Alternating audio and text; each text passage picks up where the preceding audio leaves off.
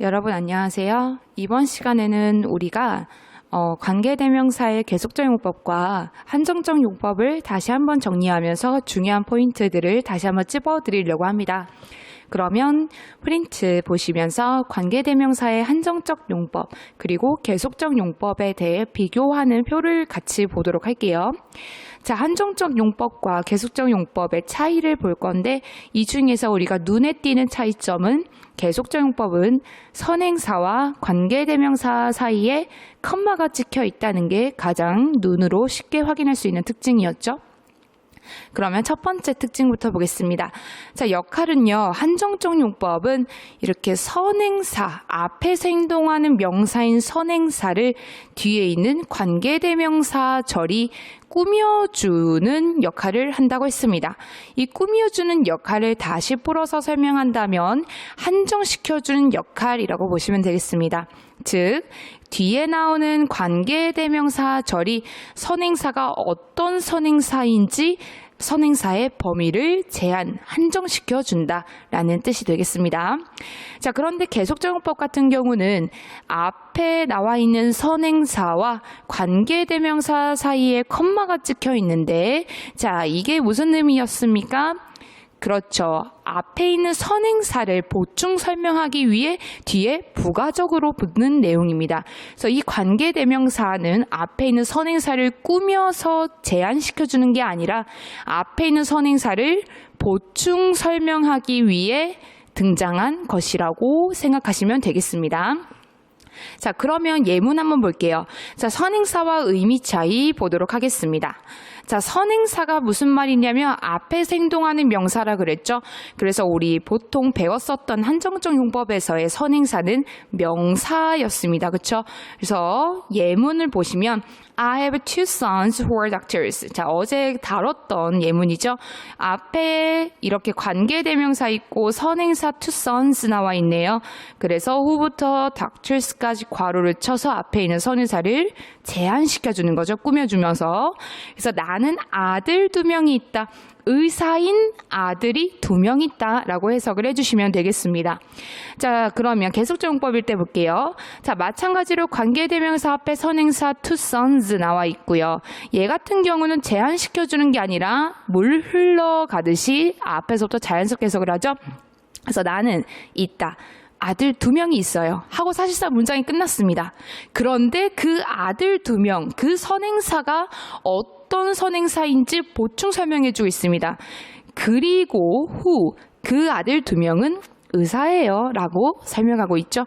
그래서 이때도 후의 선행사는 명사, 즉 two sons가 나와 있어요. 그죠? 자, 그런데 2번을 한번 볼게요. 자, 2번 같은 경우는요. 이 which의 선행사가 앞에 있는 명사, the test가 아니라 앞문장 전체가 선행사가 됩니다. 그래서 여기서 주의하셔야 할 점이 관계대명사의 계속적 용법일 때는 선행사가 앞문장 전체일 수도 있습니다. 자, 그럴 때는요. I passed the test. 나는 시험에 통과했다. 그리고 콤마는 똑같이 and로 해석해 주시면 됩니다. 그리고 그 다음에 이 which의 선행사가 앞문장 전체죠. 해석은 그리고 그 앞문장 전체는 라고 해석을 하시면 돼요. 그래서 저는 자연스럽게 콤마를 and라고 해석하고 그 뒤에 있는 뭐 which 같은 것을 그 사실은 이라고 해석을 하거든요. 그럼 이렇게 해석이 됩니다. I passed the test. 나는 시험에 통과했다. 컴마 그리고 which 그 사실은 surprised my friends. 뭐 했다? 놀래켰다. 내 친구들을 놀라게 했다. 라고 해석을 해주면 되겠죠. 즉 선행사를 시험이라고 하면 이렇게 해석이 됩니다. 나는 시험에 통과했다. 그리고 그 시험은 내 친구들을 놀라게 했다. 이게 자연스러운가요? 아니면 앞문장 전체가 선행사일 때 자연스러운가요? 1번, 나는 시험에 통과했다. 그리고 그 시험은 내 친구들을 놀라게 했다. 자, 2번, 나는 시험에 통과했다. 그리고 내가 시험에 통과했다는 그 사실은 내 친구들을 놀라게 했다. 자, 어떤 게 더 자연스럽죠? 그렇죠. 2번, 즉 I passed the test. 앞문장 전체가 선행사일 때가 훨씬 더 자연스럽죠. 그래서 관계대명사의 계속적 용법일 경우에는 앞문장, 즉 콤마 앞에 있는 앞문장 전체가 선행사를 취할 수 있다. 이럴 때는 관계대명사는 which를 씁니다. 네. 선행사의 고유명사 파트 볼게요. 자, 이건 무슨 말이냐면요. 우리 고유명사는 세상에 하나밖에 없는 게 고유명사죠. 뭐 태양, 지구, 뭐 이런 것들. 그래서 이 제한 한정적 용법일 때는 선행사의 고유명사를 쓸 수가 없습니다. 그 이유는 우리 제한적 용법 자체가 선행사의 범위를 한정시켜주는 거죠. 그래서 예를 들어서 I know the earth. 나는 지구를 알아 라는 뜻이에요. 자, 그런데 the earth를 선행사로 이 선행사를 제한시켜 주려고 합니다. 그런데 이게 불가능하다는 얘기예요. 그 이유는 선행사 자체가 이 세상에 하나밖에 없는 거기 때문에 어떤 선행사인지 굳이 그 범위를 제한시켜 줄 필요가 없기 때문이죠. 자, 나는 지구를 알아. 근데 세상에 지구는 몇 개예요? 그렇습니다. 한 개. 고유합니다. 한 개밖에 없기 때문에. 그런데 그 지구가 어떤 지구인지 굳이 제한해 줄 필요가 있나요? 없죠. 그래서 관계대명사절 쓸 때 제한적 용법으로 선행사의 고유명사를 쓰지 않습니다. 아시겠죠? 하지만 제한적 용법이 아니라 계속적 용법일 때는 쓸 수 있죠. I know the earth. 나는 지구를 알아.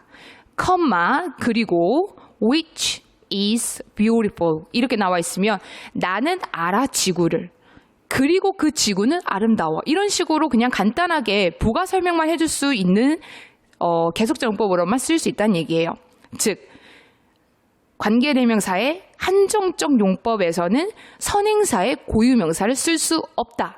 그 이유는 선행사를 제한시켜줄 필요가 없기 때문이다. 고유명사는 세상에 하나뿐이니까. 아시겠죠? 그다음에 두 번째.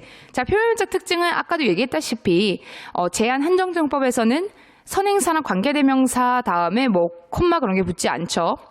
그리고 이 뒤에 있는 관계대명사절은 앞에 있는 선행사를 꾸며주는 선행사의 범위를 제한해주는 아주 필요한 정보이고 계속적용법에서는 선행사랑 관계대명사 사이에 컴마가 있고요.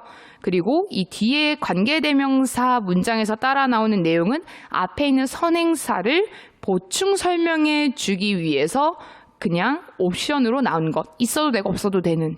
그렇게 해석을 해주시면 되겠습니다.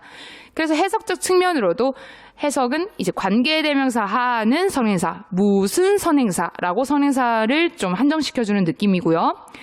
이 계속적용법에서는 컴마를 and라고 해석을 하시고 그 다음에 뒤에 있는 관계대명사는 선행사라고 해석을 해주시면 되겠죠. 그래서 그리고 그 선행사는 이런 식으로 해석이 됩니다.